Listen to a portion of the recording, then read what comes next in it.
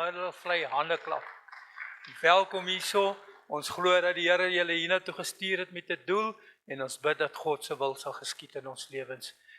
Is daar nog iemand? Almal is welkom hierso. Baie welkom meneer daar agter. Wat is jou naam? Willem, baie welkom hoor. Die een wat langs jou is en agter jou, die van julle wat nog mekaar nie gegroet het nie, kom ons groet net mekaar, sê hallo, welkom in die huis van die Here, baie welkom. Die woord van die Here, ek was bly toe hulle vir my sê, kom laat ons na die huis van die Here toe gaan. En elkeen wat hier is, Johan en elkeen, die Here ken julle by die name. Welkom Willem. En kom ons bid net saam. Hemelse Vader, ons kom na U toe in die naam van Jesus. Die naam bo elke naam. Dankie Here dat U 'n afspraak het met elkeen van ons. Here, ons verklaar dat ons sonder God niks kan doen nie. Ons bid Here dat wat hier gebeur vandag tot eer van U naam en U naam alleen sal wees. Ek bid vir elkeen Here, ek bid vir myself, ek bid dat ons anders sal uitgaan as wat ons ingekom het. Ek bid vir 'n Engelse woord, 'n encounter with God.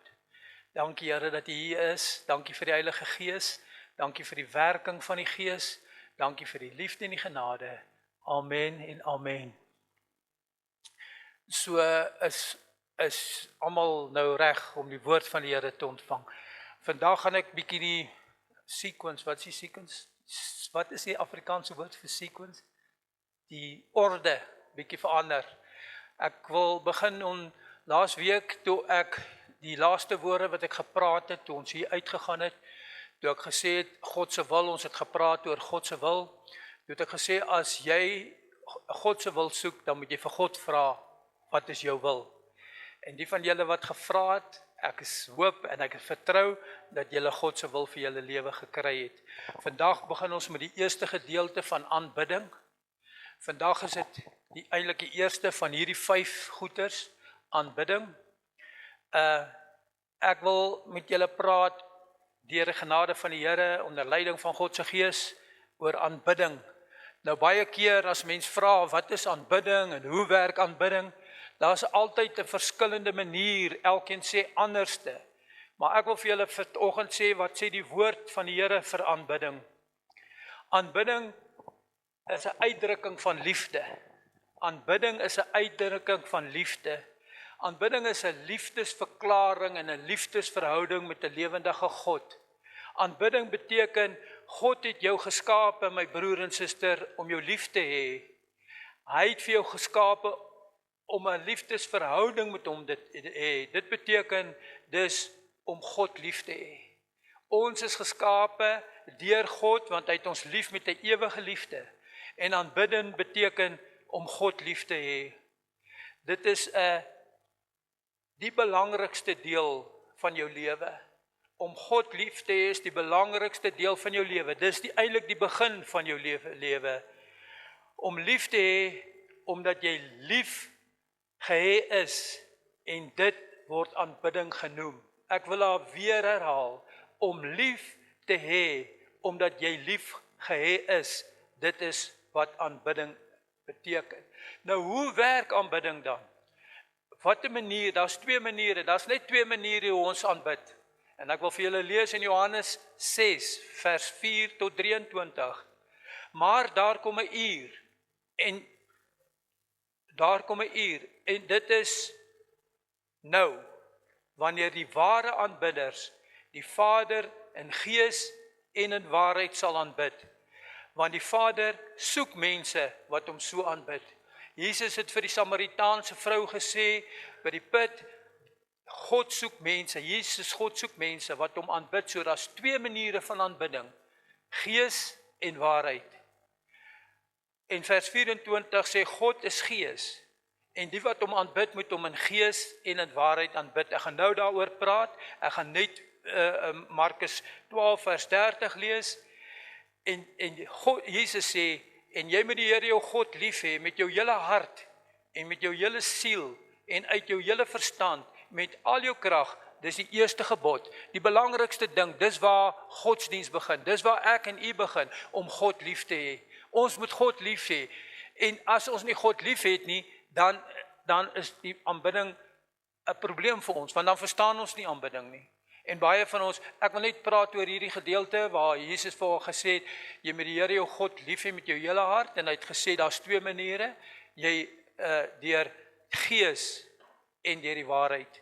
Hierdie gees wat daar staan is in 'n klein letter, ek en u ek het mos 'n liggaam, 'n siel en 'n gees, en ek moet God aanbid met my gees, God se gees kom in my gees, en dan word God se gees my gees, en dan aanbid ek God in gees, met my gees, onder leiding van God se gees.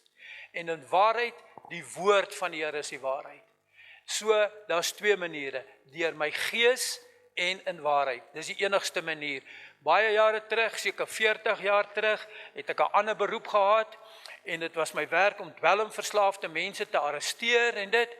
En ek wil julle net vertel, dis 40 jaar terug seker, vandag is dit baie erger, hoe dit gewerk het daar, daai mense, hulle noem dit nightclubs, hulle het dit oopgemaak, 9 uur in die aand, dit begin altyd in die aande, 9 uur, nooit in die dag nie, dis altyd in die nag, dan het hulle die deure oopgemaak, dan die jong mense gestroom daar, en dan het hulle musiek gespeel, en hulle het genoem hierdie doef musiek, musiek speel 'n belangrike rol in aanbidding.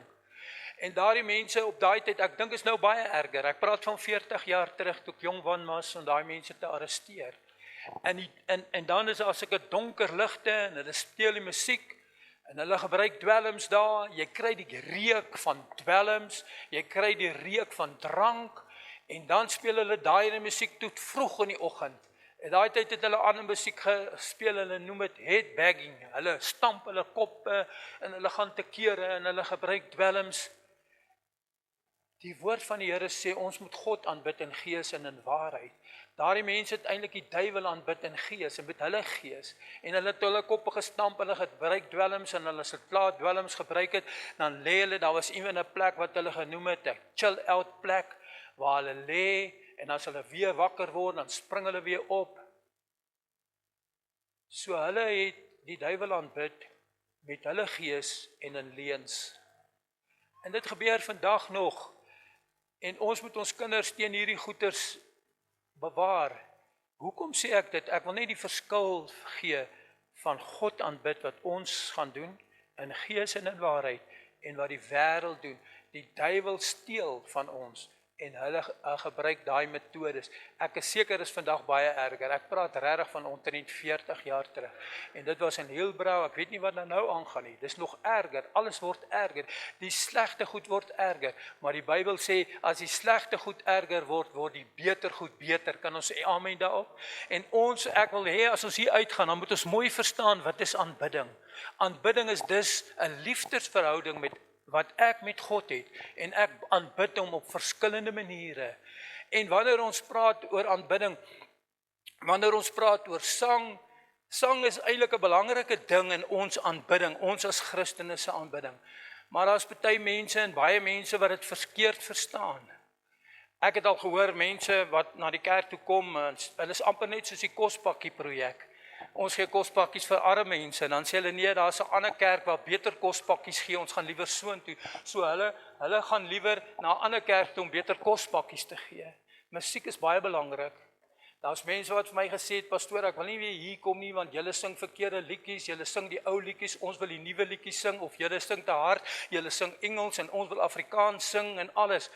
As aanbidding gaan oor jou probleem met liedjies, my vrou het my nou die ander dag gesê, weet jy, en ek het dit ook ervaar, wanneer voor ek nog die Here toe kerk toe gegaan het, as ek by die kerk kom en ek is nie tevrede met die sang wat daar gebied het nie, weet julle waar is die probleem? Die probleem was by my.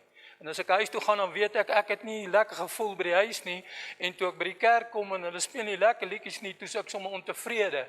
Daar's mense wat gekom het en dis hoekom ek nou eers begin preek. Daar's mense wat vir my gesê het, ek wil nie kom nie, ek wag eers tot die musiek klaar is, want die musiek is nie lekker nie.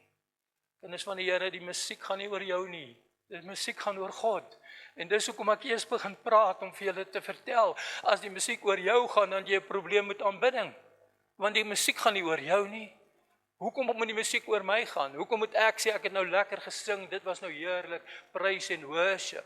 Praise is mos aanbiddingsliedjies, wanneer 'n mens spring en Worship is meer stil liedjies. Ons moet verstaan vanoggend elkeen wat in hierdie kerk is, dat aanbidding gaan oor God. Aanbidding gaan oor God. En as jy dit verstaan, dan sal jy ook anders te verstaan hoe werk aanbidding. En hoe is dit? God het 'n verliefdesverhouding met jou. Hy's lief vir jou. En omdat ek lief is vir die Here, daarom sing ek vir hom. Ek sing nie vir my nie. Dit gaan nie omdat ek lekker wil voel nie. En dit is so, dis goed om lekker te voel, is dit nie so nie? Dis lekker, dis normaal. Mense wil graag lekker voel. Ek wil lekker voel, want ek wil voel, dit gaan goed, dis lekker, ek juig en ek spreek en ek sing tot eer van die Here. 2 maniere het ek gesê, deur die Gees en die waarheid. En wanneer jy 'n liefdesverhouding met God goed, dit is aanbidding. Dit is wanneer God vir jou sê, ek het jou lief. Ek het jou lief, en jy vir God sê, ek het vir jou lief. Vir sommige mense is dit moeilik om te sê, miskien het hulle nog nie ware liefde ervaar nie. Dis moeilik om dit uit te spreek, om vir iemand te sê, ek het jou lief. Ek weet nie hoe julle groot geword het nie. Ek het groot geword, my pa was 'n wonderlike man, en ek wil ook 'n wonderlike man vir my kinders wees, maar ek kan nie onthou dat my pa ooit vir my gesê het, hy het my lief nie. Dit is nie nodig om vir iemand te sê, ek het jou lief nie, jy kan dit wys deur jou optrede, en hy het dit gewys. Hy was 'n man wat geprovide het, soos ek ook wil wees, en ons almal wil wees. Maar manne, ek wil vir julle sê, julle moet ook vir julle kinders sê, julle is lief vir hulle. Julle moet vir hulle sê, julle is lief vir hulle, dat hulle dit kan hoor, dat hulle dit kan ervaar. Dis aanbidding vir God, want God het vir my kinders gegee, en hy wil vir my hê, ek moet vir hulle sê, ek is lief vir hulle. Verhoudings, dis belangrik, en ons moet seker maak dat ons vir mekaar sê, ons is lief vir mekaar. Dis moeilik vir iemand om te sê, ek is lief vir jou, want baie keer hierdie woord van lief wees vir jou, het al baie mense baie probleme gegee, want ek kan nie vir my sê, vir my kind sê, ek is lief vir jou nie, en môre is daar moeilikheid tussen ek en hy, en ek verlaat hulle, en sê, maar pa, jy dan gesê, is lief vir my, en nou waar gaan jy nou heen? Dis die lewe, dis hoe die lewe is, verhoudings en goed. En ons moet aanhou om mekaar lief te hê. Ons moet lief wees vir mekaar, ons moet lief wees vir God. En ons moet daaroor praat. Ons moet nie stil bly nie. Ek wil net vir julle vra hier wat julle sit. Ek het nou gesê, ek glo nie my pa het vir my gesê ooit is lief vir my, maar ek het geweet hy is lief vir my. Het julle al vir julle kinders gesê ek is lief vir hulle? Het jou pa vir jou gesê ek is lief vir jou? Dit is aanbidding. Dit is so. Ek wil nie julle met hande opsteek nie, en ek het al baie gehoor dat dit seminare gehou, dan sê hulle, wie het jou pa ooit vir jou gesê is lief vir jou? Wie van julle se pa het nog nooit vir julle gesê is lief vir jou nie? Steek op jou hande. Dan sien jy, daar's baie mense. O, nou gaan die hande sommer op so. Ek het nie bedoel jy met jou hande opsteek nie, maar as jy dit opgesteek het, is goed. So wanneer jou pa nog nooit gesê het hy is lief vir jou nie, en het jou hand opgesteek, dan het jy 'n probleem soms met aanbidding. Mense het jou teleurgestel. Jy het saam met iemand 'n verhouding gehad. Hulle sê ek is lief vir jou. Dan verlaat hulle jou en alles. Aanbidding, onthou, die Here sê ek sal jou nooit begewe of verlaat nie. Ek is met jou. Ek is daar vir jou. Ek gaan jou bystaan in alle opsigte. En hierdie verhouding wat skeef geloop het, hierdie goed maak dit vir ons moeilik om te aanbid. En dan sê mense, maar die Here het my verlaat, hy het so en so aan my gedoen, en mense het seer gekry, mense is verwerp en alles, en aanbidding is om hierdie goed reg te maak, in God se teenwoordigheid. Weet julle wie kan dit regmaak? Net die Here. En ek weet,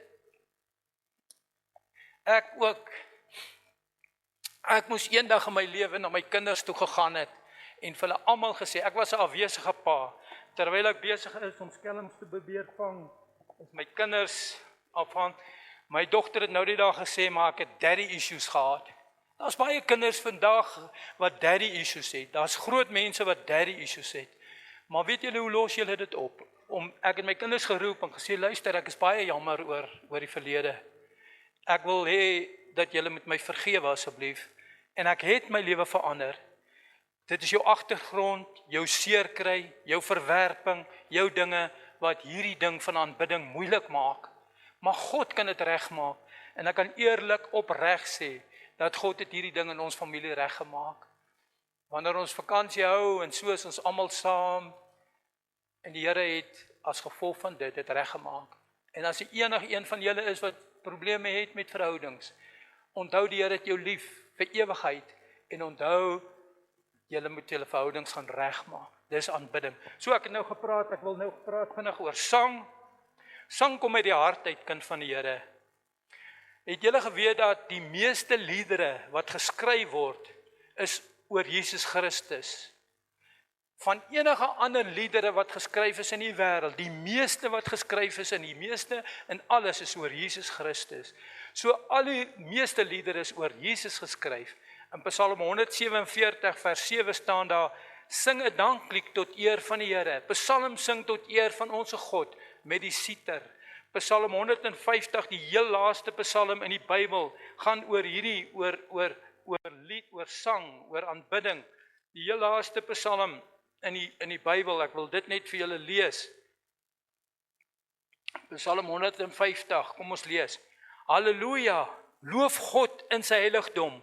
Loof hom in sy sterk uitspansel, loof hom oor sy magtige dade, loof hom na die volheid van sy grootheid, loof hom met die bassynklank, loof hom met die harp en die siter, loof hom met tamboerijn en koordans, laat hom met snarespel, loof hom met snarespel en fluit, loof hom met die helder simbale, loof hom met die klinkende simbale, laat alles wat asem het, die Here loof, halleluja. Psalm 147 vers 4 sê, sing 'n danklied tot die eer van die Here. Psalm sing tot eer van die Here. Wanneer jy 'n liefdesverhouding met God het, dan kry jy begeerte in jou hart om te sing lofliedere tot hom. Dit lig jou gees, dit gee jou vreugde, dit maak dat jy vorentoe gaan. Dit toon vordering. Dit help vir jou. En daar's verskillende agtergronde, verskillende maniere van sang. As jy hartseer is, dan sing jy tot eer van God. Dit gaan oor God, soos ek gesê het, nie oor jou nie. Net so in die kerk. In die kerk gaan ons sing lofliedere, waar ook al jy is, om gereeld te sing tot God. Amen. Kan die sitplekke neem. Ek wil net nog ietsie praat oor sang. Sang, wanneer ons 'n loflied tot God sing, dan verander dit die atmosfeer, dan verander dit omstandighede, dan verander dit jou omstandighede. Daar's 'n atmosfeerverandering wanneer ons lofliedere tot God sing, kan ons sê amen. Die beste manier om dankie vir die tegnologie en alles, maar vir my is dit altyd beter, ons het mos musiekinstrumente daar. Daar's 'n ander atmosfeer ook wanneer daar mense is, kan julle amen sê, dit is so, né? Want daar's 'n ander mense wat sing, wat self sing, die tegnologie is wonderbaarlik en is baie goed en dit help ons in ons kerk. Maar ons bid vir mense wat kom sing hierso, want hulle kan die atmosfeer aanvoer en hulle kan die musiek aanpas soos die Gees van God hulle lei. En wanneer ons net met tegnologie te doen het, dan mis ons bietjie daai. Maar ek vertrou die Here dat op die regte tyd dat gaan hy vir ons musiekmense. Kan julle amen sê daarop? Maar intussen, dit is een van die aanbiddingsmetodes om te sing, om lofliedere te sing tot God. En dit verander ons lewens. En julle weet, wanneer mens lofliedere sing, eintlik ons werk is ook, ons kinders van die Here is to please God. En ek sukkel met Afrikaans. Hoe please jy God? Deur hom te aanbid, in gees en waarheid, deur lofliedere te sing. En oor lofliedere sing, so ek het net 6 punte, ek dink daar's baie meer dinge, ek wil net iets by julle laat vandag oor aanbidding. Die volgende een wat ek oor gaan praat, is oor, soos lofliedere, is nommer 1. Die tweede een is oor praat, om te kommunikeer. Kommunikasie, broers en susters, is een van die belangrikste dinge in jou lewe. Kommunikasie is belangrik, baie huwelike gaan ten gronde as gevolg van kommunikasie. Praat laat jou liefdesverhouding groei. En ek is 'n man en ek wil vir julle sê manne, en ek is ook skuldig aan. Praat met jou vrou. Sê vir jou vrou jy's lief vir haar. Praat met haar. As jy elke dag vir jou vrou sê jy's lief vir haar en jy dit wys het, sal daar nooit huweliksprobleme kom nie. Amen. Dit is so. Ek weet, ek praat met myself ook. Ek moet meer vir my vrou sê ek is lief vir haar, want vrouens waardeer dit as jy met haar praat. Net soos God. God is God, maar daar moet 'n verhouding kom tussen jou en God. En 'n praatlose verhouding kan nie bestaan nie. Ons moet praat met mekaar. Ons moet praat met God, want God praat met ons. Praat alles met God vir wie jy lief het en wie vir jou lief is. Laat jou liefdesverhouding groei. Jou liefdesverhouding groei as jy praat. Ek wil julle aanraai om alles met God te praat. Jou hoop, jou vrese, jou drome, jou angstigheid, dinge waarvoor jy trots is en dinge waarvoor jy skaam is, jou ambisies, jou doelwitte, jou begeertes, die dinge waarvoor jy omgee en waaroor jy bekommerd is, in elke gedeelte van jou lewe. Ons moet praat met die Here, en wanneer ons praat, dan stel ons vlei, en dan gebeur daar in die atmosfeer dinge. En die Here praat is een van die belangrikste dinge van aanbidding. Ek dink ons laat na soms om met die Here te praat. Ons praat te min met die Here. Kan julle almal sê, is dit so? En ek praat van myself.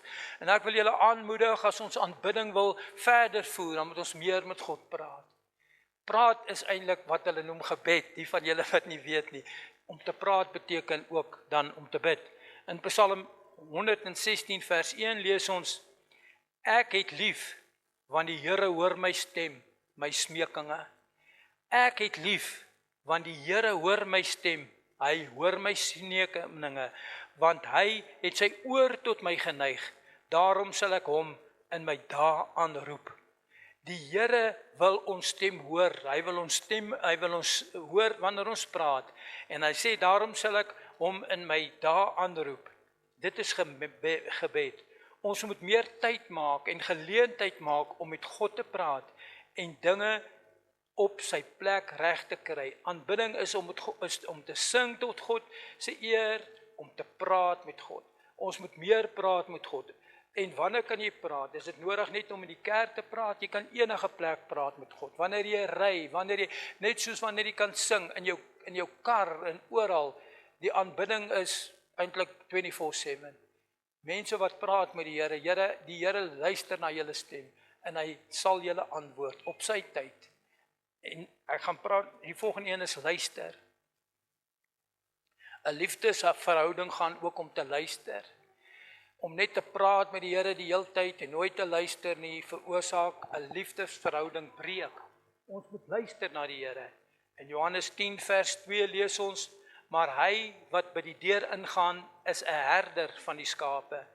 Vir hom maak die deurwagter oop en die skape luister na sy stem en hy roep sy eie skape by hulle name en hy lei hulle uit.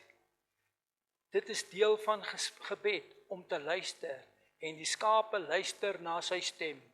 As ons 'n goeie liefdesverhouding met die Here het, dan kan ons sy stem hoor, dan sal ons luister na die stem. Ons kan, wanneer ons God se stem hoor, God se stem kan jou baie keer waarsku, God se stem kan jou sê, jy moet dit doen. God se stem is, hy praat met jou. Baie keer is ons te besig, ek is te besig en elkeen van ons te besig, dan luister ons nie na die stem van die Here nie, en dan kom ons in probleme, baie probleme. Ek hou soms van daarvan, en julle moet my vergewe wat ek altyd oor my ou lewe en goed te praat.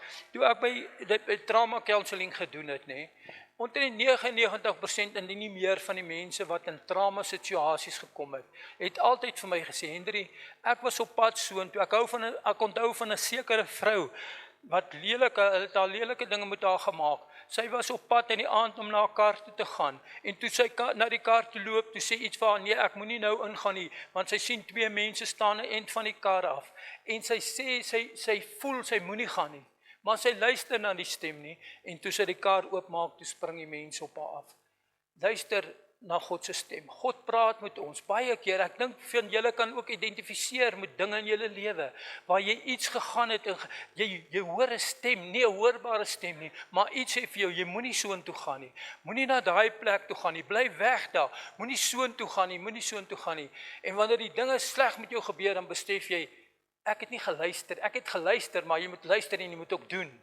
As jy daai stem hoor en sê jy moenie daar gaan nie, moenie soontoe gaan nie. My vrou is nie, ek mis al baie soos by die sonnaarskool vandag. En sy is altyd die een wat vir my sê, pas op vir hierdie persoon, pas op vir dit, pas op vir dit. Ek het al gesê, ag man, maar nou luister ek vir haar, want ek het al baie pak gekry om nie te luister nie. Ons moet luister na die stem van die Here, en ons moet ook luister na mense wat luister na die stem van die Here, wat vir jou sal waarsku en sê, pas op, moenie soontoe gaan nie, bly weg van hierdie mense af, bly weg van daai situasie af, moenie in hierdie persoon saam met hom besigheid doen nie, en al hierdie dinge. Nou waar kry ons om te luister? In die Bybel, in die woord van die Here. As jy die Bybel lees, dan praat die Here met jou. Jy kry dit deur ondervindings, deur mense, deur idees. Waar kry jy? Jy kry inspirasie. Partykeer voel jy net ek moet iets doen en dan dit is 'n inspirasie, maar jy kry ook temptasies. So om te luister is om jou vorentoe te vat en dit maak jou liefdesverhouding met die Here meer intiem, meer ernstig. En hoe nader jy aan die Here kom, hoe meer luister jy. Ons moet tyd maak om te luister. En elke ding wat met jou gebeur, jy moet dit toets aan God se woord. Dan moet jy vrede in jou hart kry voor jy besluit neem. Om dit te toets aan God se woord, moet ons mooi die woord van die Here lees, ons moet dit verstaan, en die Here sal vir jou waarsku en sê, nee, moenie dit doen nie. Kry vrede in jou hart voor jy besluit neem. Moenie sommer net skielike besluit neem nie. Luister na die stem van die Here. Ons moet tyd maak vir jouself om vir God se woord te luister. Luister na die stem van die Here. Dit is ook deel van aanbidding. En as jy luister, sal die Here op die pad lei. Ek wil die volgende een is, identifiseer met God in die publiek. Waar jy ook al gaan, doen dit met nederigheid en wysheid. In Markus 8 vers 38 lees ons, onthou, ek sê identifiseer met God in die publiek. Die Here, ek het al mense ontmoet, wat eintlik 007 geheime agente van God is. Hulle sê ek praat nie oor godsdienst nie, ek praat nie oor politiek nie, godsdienst is my private ding, ek praat met niemand daaroor nie. Daardie persoon het eintlik 'n probleem met aanbidding, hy verstaan nie aanbidding nie, aanbidding is ook in die publiek. Jy moet nie skaam wees vir die Here nie. Hoe kan jy skaam wees vir die Here? En dan kry jy mense wat altyd op jou keus is, die Here sê so en die en daai. Moet ook pas op dat jy nie 'n Bible puncher wees nie. Bible puncher maak dat mense wat nie die Here ken nie met sulke mense te doen wil hê nie. Ek kan nie heeltyd loop en sê dit en dit en dit. Julle weet presies waarvan ek praat.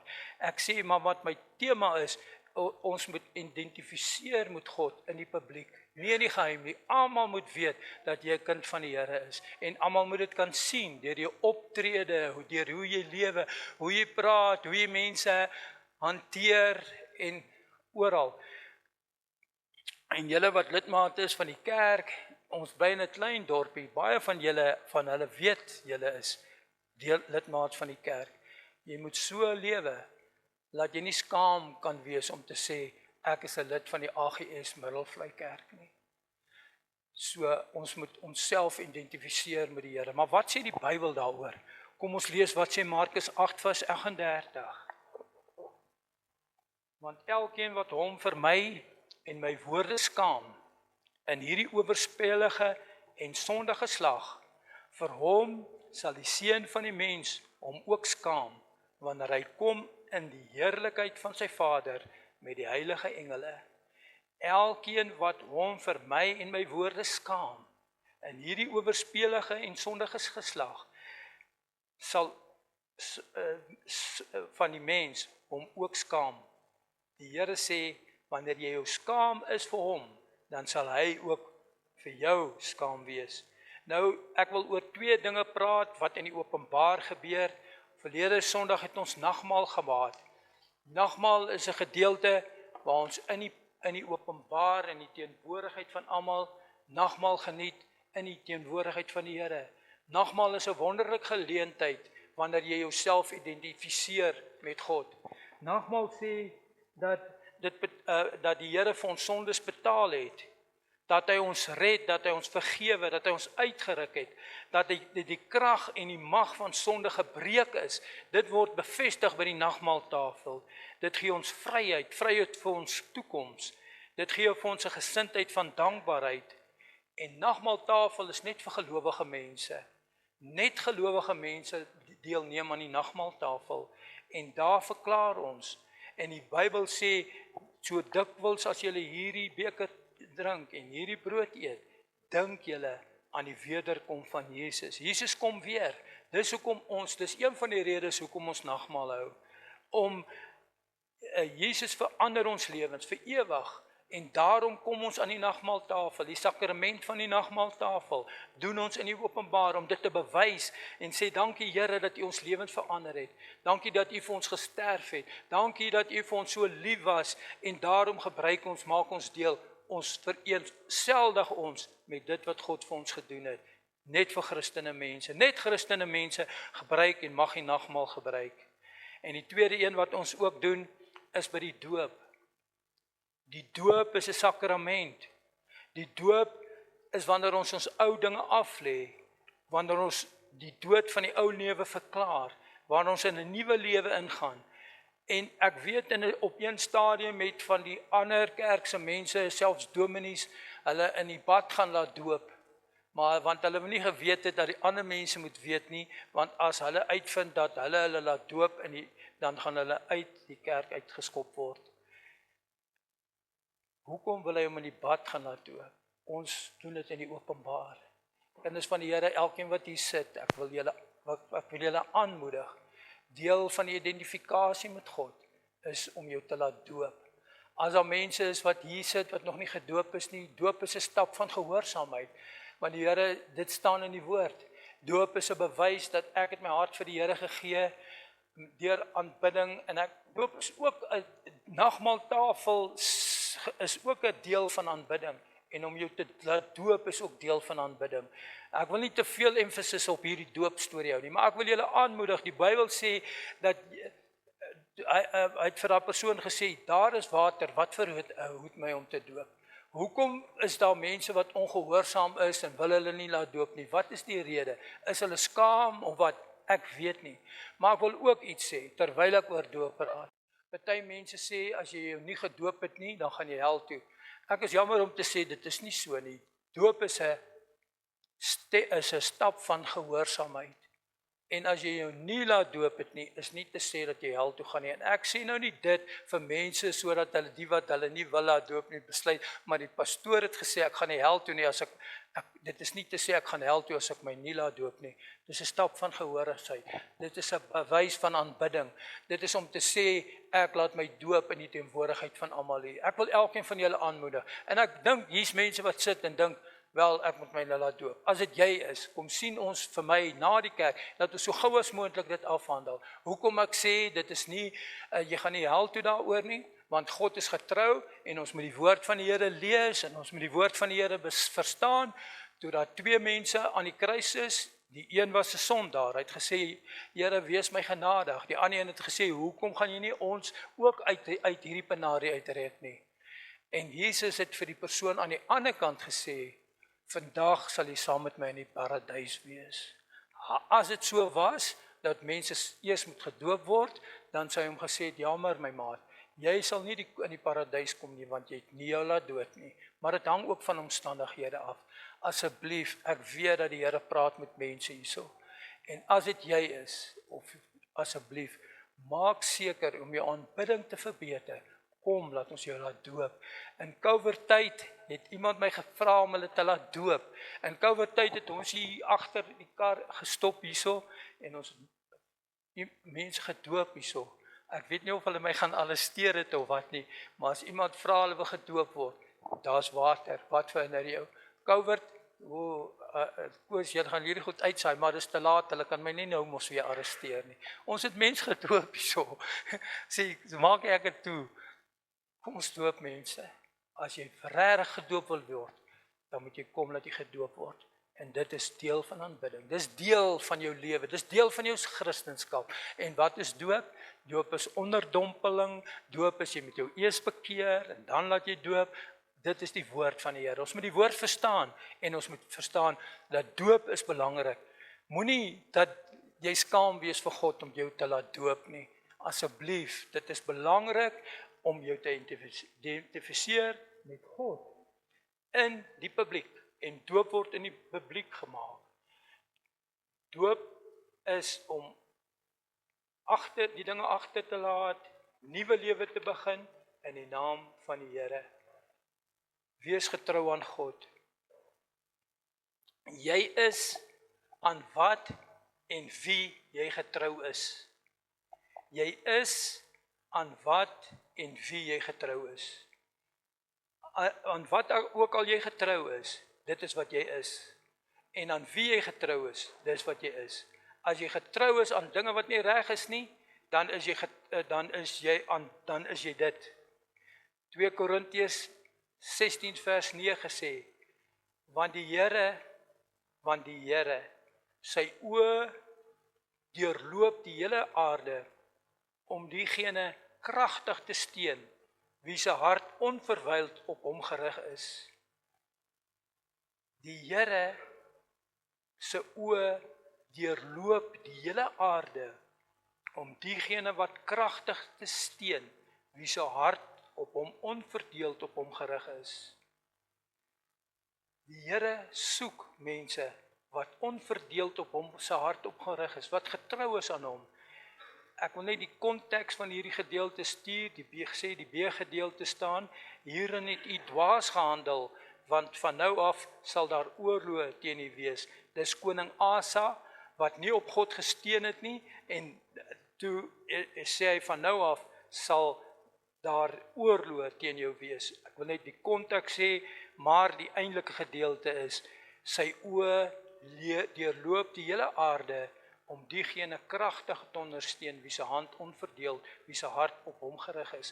Kind van die Here, as jou hart onverdeeld op God gerig is, sy oë deurloop die hele aarde, sy oë kyk vir mense, wat hom aanbid, wat sy hart op hom vertrou is, en hy sal vir hulle deurkom kry.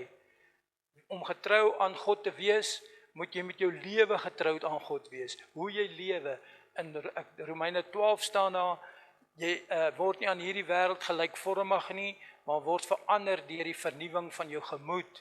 En jy moet jou liggaam gee as 'n lewendige, heilige God welgevalle offer. Dit is jou redelike godsdiens. Om getrou te wees met jou lewe aan God, beteken om jou liggaam oor te gee aan hom. Jy moet ook getrou wees aan sy familie. Ons is familie mos. Dis hoekom ons sê vir mekaar broers en susters. Het julle al gewonder hoekom sê julle vir mekaar broers en susters? Want God is mos jou Vader en ons Vader is God en ons is broers en susters van ons Vader en ons ondersteun ons familie. Ons is hier om mekaar te help, om mekaar op te rig, om mekaar te ondersteun in tye van nood en wanneer dinge sleg gaan. Om getrou te wees, om ook te groei. Ek kan die woord elke Sondag bring en elke dag, maar wie bepaal die groei? Die woord van die Here sê dat Paulus het geplant, Silas het nat gegooi en God het laat groei. As jy wil groei, dan moet jy die Here vra om te groei. Dan moet jy begin om Bybel te lees en dan moet jy deel wees van die familie en dit is getrouheid. Om getrou kerk toe te kom is ook deel daarvan. En dan sal jy groei. Hoe groei mens? Ek sien mense wat hier kom en hulle lewens verander en na 'n tydjie dan sien ek nee, maar hulle het nou weer afgedwaal. Hoekom? Want hulle was nie getrou nie. Getrouheid is een van die belangrikste dinge by aanbidding. Getrou, kom getrou. Hoe moet ons nog doen? Ons moet ons talente vir die Here gee. Dis aanbidding. Ek het gehoor van, ek kan nie die man se naam onthou nie, maar ek het gelees oor hom. Hy is 'n goeie atleet, hy hardloop vinnig. Hy sê as ek so vinnig hardloop, dan sê ek dankie vir die Here dat hy my die talent gegee het. Elkeen van julle talente. En julle moet getrou wees om daai talente uit te voer tot eer van God se naam. Talente, daar's mense wat baie hier sit wat baie meer talente as ek het. Kind van die Here, hoor die stem van die Here aan. Aanbidding beteken om jou talente te gee, getrou te gee tot eer van die Here. Elkeen wat 'n talent het. Ons kort mense wat kan sing. Ons kort baie mense hierso. Enige talent wat jy het, jy kan dit hier uitleef in hierdie kerk. Amen. God wil hê jy moet jou talente uitlewe. Talente het God vir jou gegee en jy moet dit uitlewe. Julle weet die storie van die talente wat uitgedeel is, die man wat een kry, dit begrawe. En die Here het gesê, jou slegte en lui diensknegt. Talente is deel van getrouheid. Gee jou lewe jou talente uit. Daar's mense wat begeertes het, wat goedes wil doen. Ek wil julle aanraai, as die Here vir jou 'n plan in jou lewe gegee het, moenie wag nie. En weet julle wat, dis nooit te oud nie. Ek gehoor Kentucky, wie's daai kolonel Sanders? Hy was in die 60 of amper 70 toe hy begin het. Kyk hoe groot is daai besigheid van hom. Hy het lank gewag. Ons is baie jong. Kom ons gebruik ons talente tot eer van God. En ons moet die goeie nuus, die evangelie, versprei dit. Daar's mense wat ek nie met mee kan doen te nie. Wanneer ek probeer altyd met mense praat oor die Here. Daar's mense wat by julle werk is, mense wat daar by julle huis kom, wat graag wil hoor die evangelie, die goeie nuus van Jesus. Moenie skaam wees, gaan vertel hulle, wees getrou daarin. Die woord van die Here sê, jy moet opreg wees soos 'n duif, en soos versigtig soos 'n slang. Jy moet opreg wees en versigtig, wanneer hulle mens die goeie nuus van Jesus verkondig. Maar die beste manier om dit te doen, deur jou lewe. Ek dink, daar's 'n man wat gesê het, gaan versprei die evangelie, en as dit nodig is, gebruik woorde. Ons moet baie versigtig wees met ons woorde, en ons moet getrou wees, en ons moet vra vir die Here.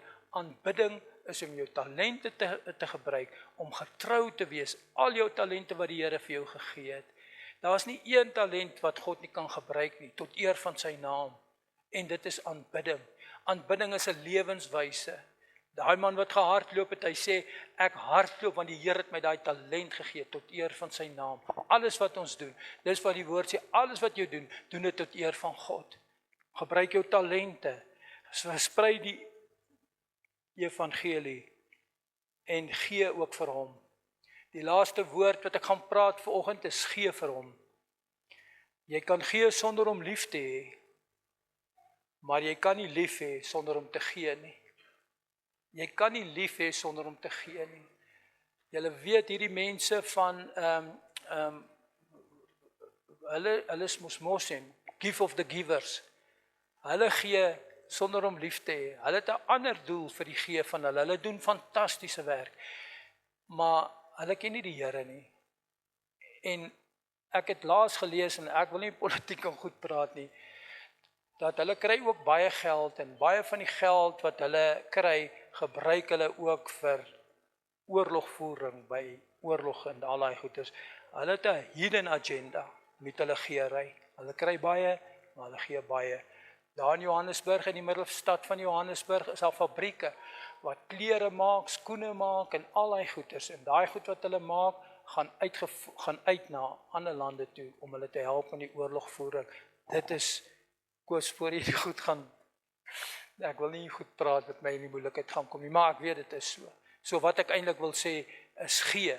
Gee omdat jy lief het, kind van die Here. Hier's baie mense hierso wat gee uit hulle hart uit. Die Here seën julle en die Here sien wat julle doen, want die woord van die Here sê die regterhand moet nie weet wat die linkerhand doen nie. Ons het baie mense gee en mag die Here jou seën. As die Here op jou hart druk om te gee, moenie twyfel nie, want hoekom twyfel 'n mens? Kom ek lees 2 Korintiërs 8 vers 7. Maar soos in alles oorvloed is, in geloof en in woord en kennis en alle ywer en in alle liefde vir ons, sorg dat julle ook in hierdie liefdesdaad oorvloedig is. 2 Korintiërs 8 gaan oor die liefdesdaad van gee. Kom ek wil weer vir julle lees wat sê Paulus aan die Korintiërs. Maar soos julle in alles oorvloedig is, in geloof is julle oorvloedig, in woord is julle oorvloedig, in kennis is julle oorvloedig, in alle ywer en in julle liefde is julle liefde vir ons. Sorg dat julle hierdie liefde daad ook oorvloedig is. Wat Paulus sê, wees oorvloedig om te gee. Gee vir mense, baie mense wat gee ontvang. Daar's 2 soorte mense. Die Bybel sê God het 'n blymoedige gewer lief. En ek dank die Here vir elkeen wat gee. En ons bid vir die mense wat gee. Dis as gevolg van julle wat gee, dat hierdie kerk nog staan, kan ons sê amen daarop. En weet dit dat die Here vir julle sal seën wanneer julle gee. En julle moet gelukkig, dankie Here, julle ken my. Ek is nie hier om te bedel vir geld vir die kerk nie. Die Here voorsien. Maar ek wil julle aanmoedig, gee. Want die Here sê, vrymoedige, die Here het 'n vrymoedige gewer lief. Dankie vir elkeen wat gee. Om te gee is aanbidding. Ek gee, want God het my geseën. Daar's mense wat gee, maar dan sal mense wat vrees, hulle is bang om te gee. Die Here praat in 'n hart en sê, hoorie, ek wil hê jy moet dit gee. Dan dink hy, eerste wat die duiwel vra, as die Here vir jou sê jy moet gee, dan sê hy maar, wat van dit, wat van die, wat van daai, dan kry jy vrees. Onthou, God het ons nie 'n gees van vreesagtigheid gegee nie, maar 'n gees van krag en van liefde en selfbeheersing. Wanneer die Here vir jou sê jy moet gee, gee my broer en suster, hy sal jou seën. Kan amen sê daarop. Daar's 3 soorte mense wat gee. Mense wat gereeld gee, mense wat soms gee en mense wat weinig of nooit gee nie. Kom ons gee vir die Here. Hoor my hart. Hoor my hart. Ek sê dit vir julle, nie vir my nie. Ek sê, ek beloof vir julle wat ek hier sou staan. So aanbidding, ek wil net opsomming maak. Waaroor gaan aanbidding? Aanbidding gaan oor hierdie liefdesverhouding nommer 1 tussen jou en jou God. Tussen jou en jou God. God het jou lief. Hy het jou eerste lief gehad en jy doen aanbidding om jou liefde wat jy vir hom het te bewys, want jy kan nie iemand lief hê as jy dit nie bewys nie. So ons doen dit deur sang, ons doen dit deur praat, om dankie te sê vir die Here, om te bid. Ons doen dit om te luister na die stem van die Here. Ons doen dit wanneer ons in die openbaar ons identifiseer met God. En ons doen dit ook om te gee. En dit is die woord van die Here. Dit is wat God op my hart gelê het. En ek wil bid dat die Here die naprediker van hierdie woord sal wees. Ek bid dat die Here dit in ons harte vas sal maak. Ek bid dat dit 'n woord dat ons, wanneer ons hier uitgaan, my gebed vir my en vir elkeen van julle, as ons hier uitgaan, dat ons verstaan presies wat is aanbidding. Baie van ons het gedink, aanbidding is net om liedjies te sing. Dis baie meer as dit, dis deel van dit. Aanbidding is jou lewe, aanbidding is alles wat jy doen. Alles wat jy doen, die woord van die Here sê, en alles wat jy doen, doen dit tot eer van die Here. In klein dingetjies en groot dingetjies, aanbidding. Wanneer jy vir iemand bid, dan doen jy aanbidding. Wanneer jy van iemand goed gee, dan doen jy aanbidding. Wanneer jy goed werk by jou werk, wat die mense kan sien, dan doen jy aanbidding. Ek het gehoor van 'n man wat 'n groot besigheid gehad, 'n fabriek, en hy het mense by sy fabriek laat werk. En eendag het hulle hom gevra, hoorie, wat is jou geheim? Want ek sien jou fabriek werk baie mooi. Hy sê, nee, die mense wat ek hier kry by my werk, is Christene mense. En hulle, jy weet, hy sê vir hulle, julle weet, hierdie mense, hulle steel nie my tyd nie. Hulle werk tot op etenstyd, dan gaan hulle, dan kom hulle betyds terug. En hy noem hulle hallelujah people. Hy sê, dis hallelujah people. For everything, they just say hallelujah. En hulle werk reg. Hulle is nie skelm om die telefoon te gebruik en my goed te gebruik nie. Dis aanbidding om so te lewe. Kom ons vra die Here om vir ek en vir u te help om so te lewe. Laat ons 'n lewe van aanbidding lewe om die Here te aanbid. Kan ons sê amen. Kom ons sluit ons oë. Hemelse Vader, ons kom na u toe in die naam van Jesus. Dankie vir die woord, Here, die evangelie, die good news, die evangelo. Ek bid vir elkeen wat hier is en ook vir my. Ek dank u, Here, dat ons aanbidding in 'n mate verstaan. Help ons, Here, dat ons aanbidding sal lewe in ons lewe. Want die Here sê dit is die eerste en groot gebod, die belangrikste is om die Here jou God lief te hê met jou hele hart, jou hele siel, jou hele verstand en al jou krag. Laat ons dit sal doen. En om lief te hê beteken dan ook om anders te lewe. Help ons, Here, dat ons anders sal lewe as ander mense, dat ons aanbidding deel van ons lewens sal maak. Elke dag van ons lewe. Dankie, Here, vir die wat dit reeds al verstaan. Vir ons, help ons om dit te verstaan. Hou julle oor net so gesluit, daar's altyd, wanneer ons die evangelie hoor, wanneer die Here in ons hart praat, in Openbaring 3 vers 20 sê, kyk ek staan en klop. Die evangelie is 'n klop evangelie. Die evangelie klop aan jou hart. As daar iemand is wat die klop van die evangelie vandag gehoor het, en sê, ek wil graag my saak met God regmaak, want ek verstaan dat ek die eerste belangrikste ding wat jy moet doen, voor jy kan aanbidding doen, is om Jesus jou saligmaker en jou verlosser te maak. As daar iemand is wat nog nooit sy hart vir die Here gegee het nie, wil ek nou vir hom 'n geleentheid gee om net jou hand op te sit. Ek gaan nie vir jou vorentoe vra nie, niks nie. Ek vra net, steek net jou hand op. Sê Here, hier's ek het die evangelie gehoor en ek wil graag my saak moet regmaak. As daar so iemand is, steek jou hand op. Dankie vir die hand wat opgegaan het. Ek weet dis mense, Johan, ek wil graag as ons klaar is met jou ook praat, okay. Die van julle wat julle hand opgesteek het, ek glo, ek wil hê, as ons klaar is hierso, dat ons na die bidkamer toe gaan, en Johan uitgesonder, sorry Johan, dan kom, ek wil net met julle praat oor hierdie saak. Ontvang die seën van die Here. Die Here sal julle seën en behoed. Die Here sal sy aangesig oor julle laat skyn en julle genadig wees. Mag die liefde van God en die genade van Jesus Christus en die teenwoordigheid van God met ons wees. En mag ons aanbidding in ons lewe verstaan. In die naam van Jesus. Here, ek bid, Here, dankie dat die woord van die Here sê, my woord sal nooit ledig teruggaan nie. Ek profeteer die woord van die Here, dat dit nooit ledig sal teruggaan nie. En dit sal bereik wat dit moet bereik, in elkeen van ons harte. En dit sal uitsprei tot in hierdie area. Dankie, Here, vir aanbidding. Amen en amen.